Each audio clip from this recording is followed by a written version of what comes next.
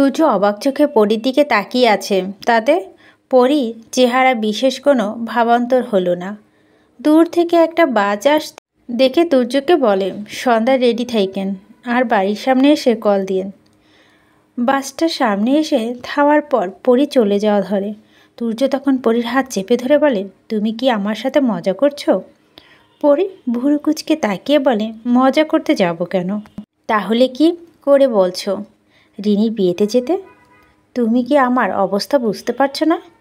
পরী এদিক সেদিক তাকিয়ে নিঃশ্বাস নিয়ে তুর্যর হাত থেকে নিজের হাতটা ছাড়ায়, বলে, শুনুন, আমার প্রাক্তন যদি পারে বিয়ের দাওয়াত দিতে পারে তবে আপনি যেতে কেন পারবেন না? ভালো তো, দুজন দুজনকেই বেসেছিলেন। তাহলে সে যদি এখন আপনাকে ছেড়ে অন্য কাউকে বিয়ে করে থাকতে পারে তবে আপনি কেন চিলমুল নিয়ে তার বিয়েতে গিয়ে তাকে কংগ্রেস করতে পারবেন না? তুমি বুঝতে? পুরো কথা বলার আগে পরী থামিয়ে দিয়ে বলো, আমি বুঝতে চাচ্ছি না। আর শুনুন, আপনি পুরুষ মানুষ, এটা ভুলে যাবেন না। প্রেমিকার বিরহে দেবদাস হওয়া ইচ্ছে নাকি? এত ঢং বাদ দিয়ে রেডি হয়ে আসবেন সন্ধ্যায়। পরী আর কথা না বলে বাড়িয়ে দূরত্ব বাসে উঠে। তুর্য ঢ্যাপ ঢ্যাপ করে তাকে চলতি বাসটার দিকে। বিকেলের দিকে কলেজ ছুটির পর মুখোমুখি হয়ে যায় তিথি। আবার কোনো নাটক করবে কে জানে। তিথি সম্পূর্ণ পরীর কাছে আসতে পরী বলে, দয়া করে আর কোনো সিনকেট করিও না প্লিজ, অন্তত রাস্তায় তো নাই। তিথি মেকি হেসে বলে, আমি কোনো সিনকেট করতে আসিনি পরী। পরীর কপালে এবার সূক্ষ্ম ভাঁজ পড়ে। জিজ্ঞেস করে, তবে? ক্ষমা চাইতে এসেছি। পরী তাচ্ছিল্য করে হেসে বলে, এটা কোনো নাটক শুরু করলে তিথি? নিশ্চয় বড় কোনো পরিকল্পনা করে এসেছ। তিথি আচমকা পরীর হাত নিজের হাতের মুঠে নিয়ে বলে, জানি তোমার বিশ্বাসযোগ্য আমি নই। আমি যা করছি এরপর আমার বিশ্বাস করা যায় না, কিন্তু সত্যি আমি অনুতপ্ত। দেখো তিথি, আমি আগেও বলছি, এখনও বলছি, আমার কোনো রকম ঝামেলা পছন্দ না। তুমি প্রথম রাস্তায় এত বড় সিনকেট করার পরও আমি তোমায় কিছু বলিনি। তোমার ওপর আমার রাগ সেদিন থেকে যেদিন আমার অনুপস্থিতিতে তুমি বাড়িতে গিয়ে ভাঙচুর করেছ, তোমার মাকে দিয়ে আমার মাকে অপমান করিয়েছ। আমি এর জন্য আন্টির কাছে ক্ষমা চেয়েছি। তোমার বাড়িতে গিয়েছিলাম আমি। পরী অবাক হয়ে তাকিয়ে আছে। তিথি নিজেই বলে, তোমার সম্পর্কে আমার সব ভুল ধারণা পাল্টে গেছে পরী।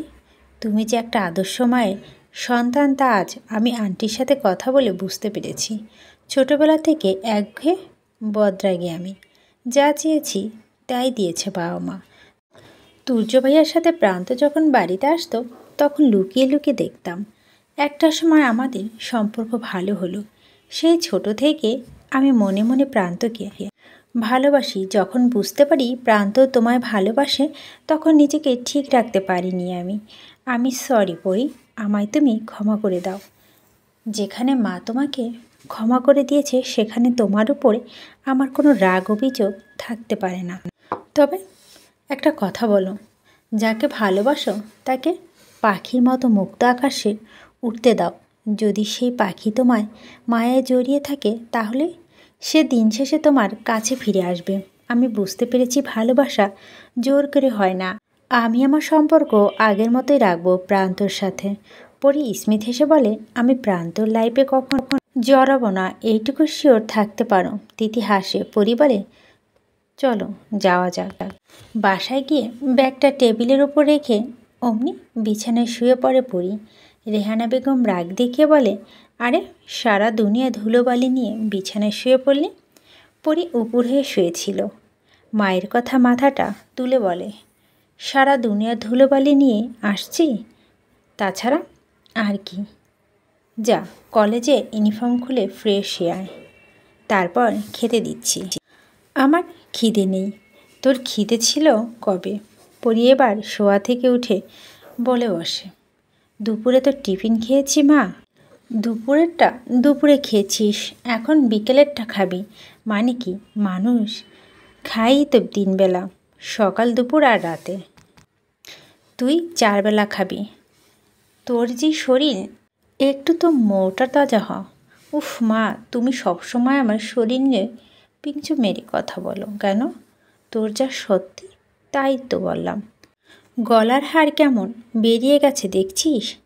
এই পর্যায়ে পড়ি একটু ভাব নিয়ে বলল, তুমি জানো না মা, এমন হার ছেলেদের উইকনেস। রেহানা বেগম চোখ বড় বড় করে বলল, কি উইকনেস? পরি ঠোঁট উল্টো দু ভুরু কিঞ্চিত উঁচু করে বলল, আরে ধুর, কিসের উইকনেস? এগুলো হচ্ছে অপুষ্টির ফল। পরি কোমর হাত দিয়ে বলে, তুমি বলতে চাইছো আমি অপুষ্টিতে শিকার? আমার দুঃখ তো এক জায়গাতে। তোকে আমি সারাদিনই বলি এটা খা ওটা খা, খেতে একটু মোটা হ, আমার কথা তো শুনিসই না। মানুষ দেখলে বলে, কি ভাবি মেয়েকে খেতে খেতে দেন না নাকি? তখন ইচ্ছে করে তোকে তাদের বাড়ি একদিন পাঠিয়ে তাদের দেখায় খেতে দেই না নাকি আমার আম্মাজান খায় না। পরি এবার ফিক করে হেসে দিয়ে বলে, উফ মা, তুমি যে কি দারুণ অভিমান করো গো। হয়েছে, এখন যা ফ্রেশ হয়ে আয়। আচ্ছা। পরি ফ্রেশ হয়ে এসে মায়ের রুমে যায়। রেহানা বেগম পরীকে দেখে বলে, টেবিলে ভাত বেড়ে রেখেছি, দেখ, পরে খাবো, আগে কয়েকটা শাড়ি দেখাও। শাড়ি দিয়ে কি করবি? শাড়ি দিয়ে মানুষ কি করে মা? পরব। কারো বিয়ে? কাল বিয়ে, আজ গায়ে হলুদ। কোন শাড়িতে পরে যাই বলো তো? রেহানা বেগম আলমারি থেকে বেশ কয়েকটা সুতির শাড়ি বের করেছে, বিছানার উপর রাখছে। দেখ কোনটা পরবি, তুই চয়েস করে দাও। রেহানা বেগম শাড়ি বাছতে বাছতে বলল, কার বিয়ে সেটা তো বলবি না? তুর্যর প্রাক্তনের। রেহানা বেগম চোখ বড় বড় করে তাকিয়ে বলে, কি বললি?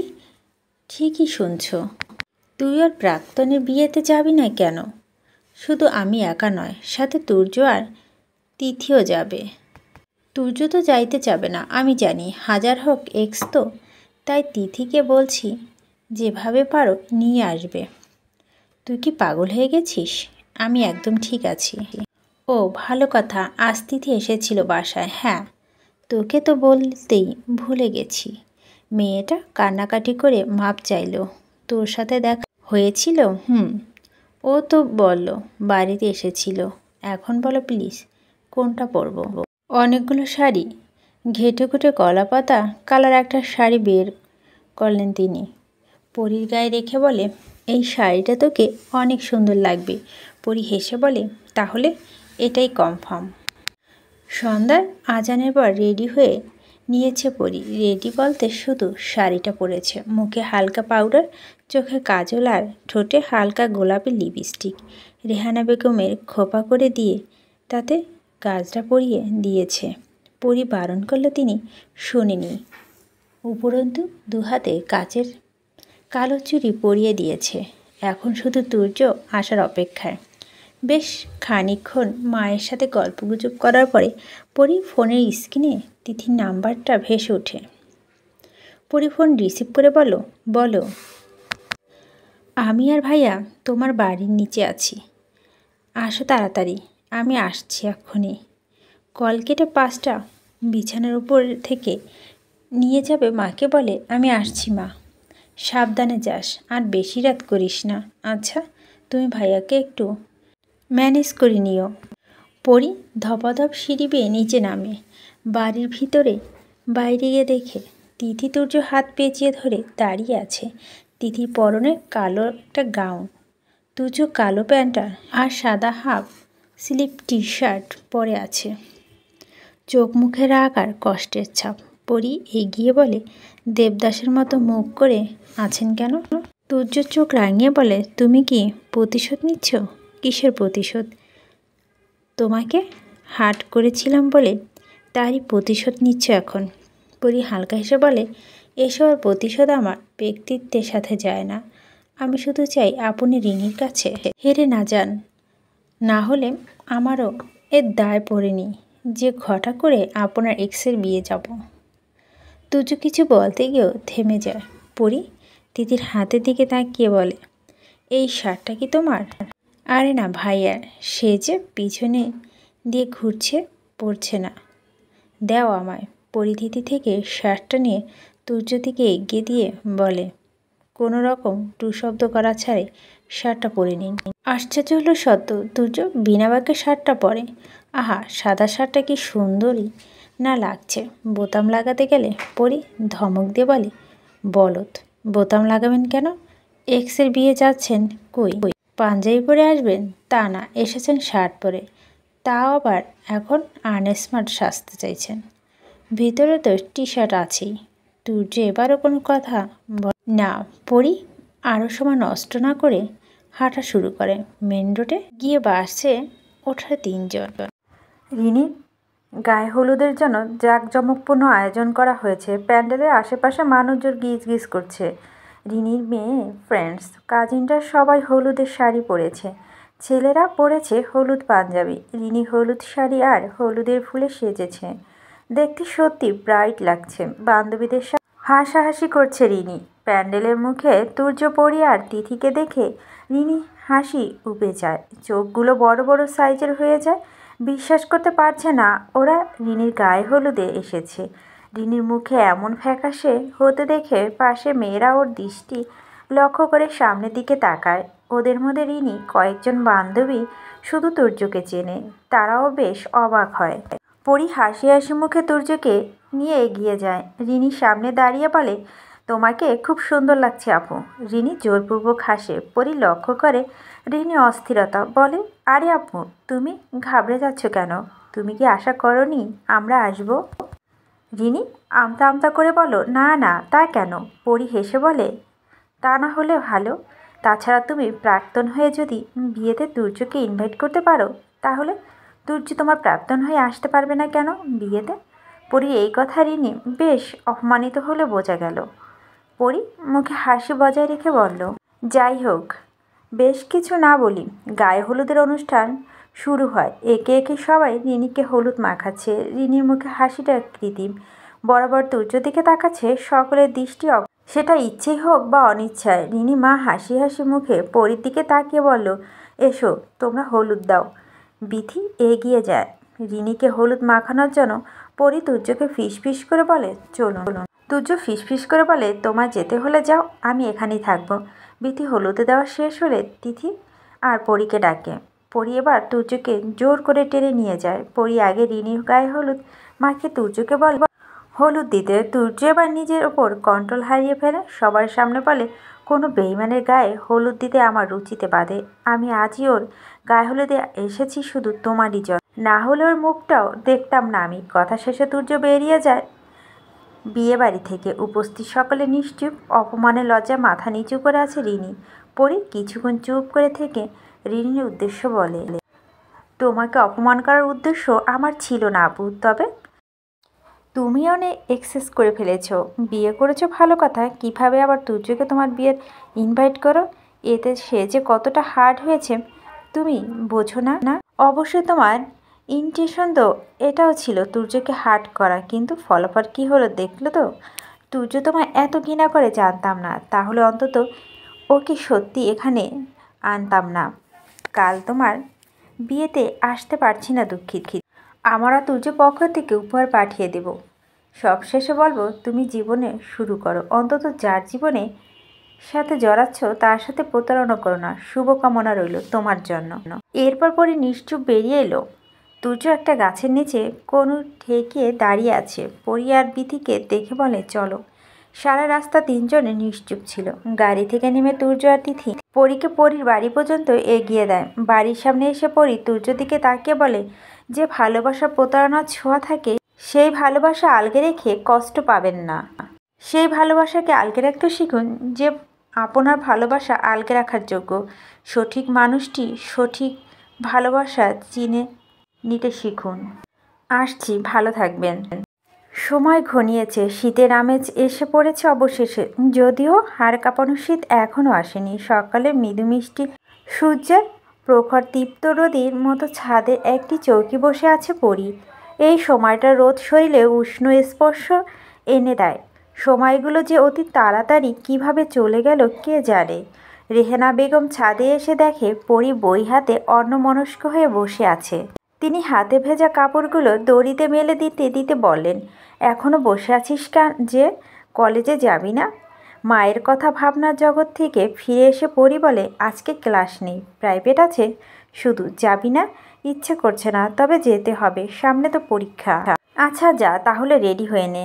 কাঁধে ব্যাগ ঝুলিয়ে হাত দুটো মুড়িয়ে মেহু সাথে গল্পগুজব করতে করতে প্রাইভেটে যাচ্ছে।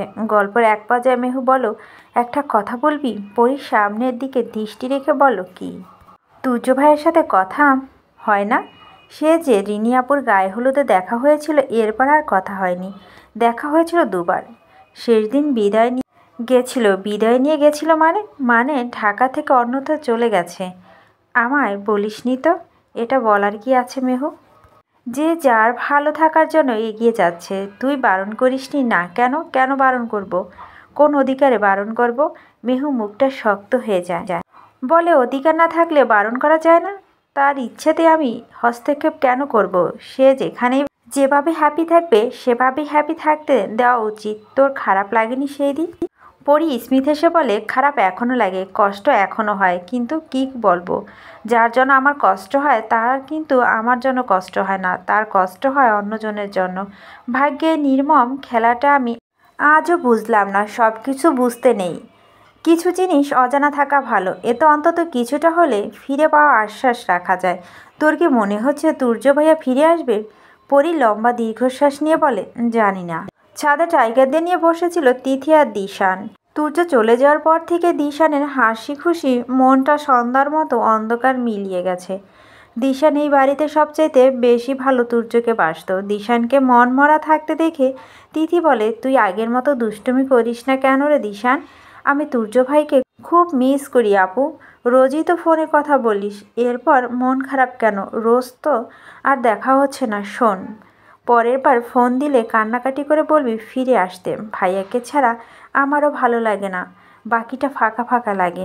হঠাৎই দিশানের মুখটা উজ্জ্বল হয়ে ওঠে, আনন্দিত স্বরে বলে, পরি আপুকে দিয়ে বলা ভাইয়াকে ফিরে আসতে। তিথি হতাশ হয়ে বলে, পরি কখনো বলবে না। দিশান মন খারাপ করে বলল, কেন? পরি চায় ভাইয়ার মতো করে ভালো থাকুক, ইচ্ছের বিরুদ্ধে কখনো কোনো জোর জবস্তি করবে না। আপুটা খুব শক্ত মানুষ। রে। প্রান্ত ওদের দিকে এগিয়ে আসতে আসতে বলে, কি গল্প হচ্ছে দুই ভাই বোনের মধ্যে? দিশান প্রান্তকে দেখে দৌড়ে জড়িয়ে ধরে। কেমন আছো ভাইয়া? প্রান্ত দিশানের চুলে হাত বুলিয়ে বলে, ভালো আছি, তুমি কেমন আছো? ভালো। প্রান্ত পকেট থেকে টাকা বের করে দিশানের হাতে দিয়ে বলে, যাও চকলেট কিনে খা। দিশানের হাতে টাকা পাওয়া মাত্র দৌড়ে দোকানে চলে যায়। প্রান্ত এসে তিথির পাশে বসে। তিথি হাসার চেষ্টা করে বলে, এতদিন পর? প্রান্ত দুহাত পিছনে ফ্লোরে ভর দিয়ে আকাশের দিকে তাকিয়ে বলে, ব্যস্ত ছিলাম তিথি। ছোট করে বলে। ও। প্রান্ত ঘাড় ঘুরে তিথির দিকে তাকিয়ে তিথি আলতো করে টাইগারের হাতে হাত বুলিয়ে দিচ্ছে। প্রান্ত বলে, তুমি অনেক পাল্টে গেছো। তিথি না তাকিয়ে বলে, যেমন? কোনোটা রেখে কোনটা বলবো? তবে আগের চেয়ে অনেক ম্যাচিউরড হয়েছো, বুঝতে শিখে গেছো কি জোর করে ভালোবাসা হয় না, এই বুঝ দ্বারা ম্যাচিউর হয়েছো। তা তো বটেই, তবে পরি একটা কথা আমার সবসময় মনে হয়। কোন কথা? পরি বলেছে, যাকে ভালোবাসো তাকে তোতা পাখির মতো মুক্ত আকাশে উড়তে দাও। যদি সেই পাখি তোমার মায়া জড়িয়ে থাকে, তাহলে দিন শেষে সে তোমার কাছে ফিরে আসবে। কেন জানি ওর কথাটা আমার অনুপ্রেরণা পাই। প্রান্ত কিছু বলে না। তিথি নিজেই বলে, তুমি পরীকে এখনো ভালোবাসো তাই না? সহজ কথা বলি, আমিও তোমার মতো বুঝে গেছি জোর করে ভালোবাসা পাওয়া যায় না। তাছাড়া আমি তো জানতাম না পরি তুর্যর ভালোবাসে। তুর্য যে কেন পরির ভালোবাসা বুঝলো না। খুব আফসোসের স্বরে কথাটা বলো প্রান্ত। তা বুঝে তিথি তাচ্ছিল্য হেসে বলো, তা তো যথাযথ কারণ আছে। ভাইয়া তখন গার্লফ্রেন্ড ছিল, তাই না? বোঝা স্বাভাবিক। কিন্তু তুমি তো এত কাছ থেকেও কখনো আমায় ভালোবাসা বুঝতে পারোনি। তিথির শেষের কথাটা প্রান্তর বুকে চিনচিনে উঠল। আসলেই তো, এতটা কাছে থেকে প্রান্ত কখনো তিথির ভালোবাসাটা বুঝতে পারেনি, নাকি বুঝতে চায়নি। প্রান্তকে নিরুত্তর দেখে তিথি বলল, লাইভে মুড অন করা এতটাই সহজ না। ভাইয়া সময় নিচ্ছে, নিক, ওকে পাবে। ভাইয়া কখনো পরীকে ভালোবেসে ফেলবে বা অন্য কাউকে। আচ্ছা, যদি ওদের সম্পর্কটা হয়ে যায় তাহলে তুমি কষ্ট পাবে না? না, তুর্য আর পরি দুজনই আমার পছন্দের মানুষ। আমি চাই দুজনে ভালো থাকুক। তাছাড়া আমার জানা মতে এমন কোনো বিধান নেই যেখানে লেখা আছে কাউকে ভালোবাসলে তাকে পেতে হবে। ভালোই বলছো। আচ্ছা, এখন উঠি, পড়তে বসতে হবে। তুমি রুমে চলো। না, আমি চলে যাব এখন, কাজ আছে আমার একটা। আচ্ছা।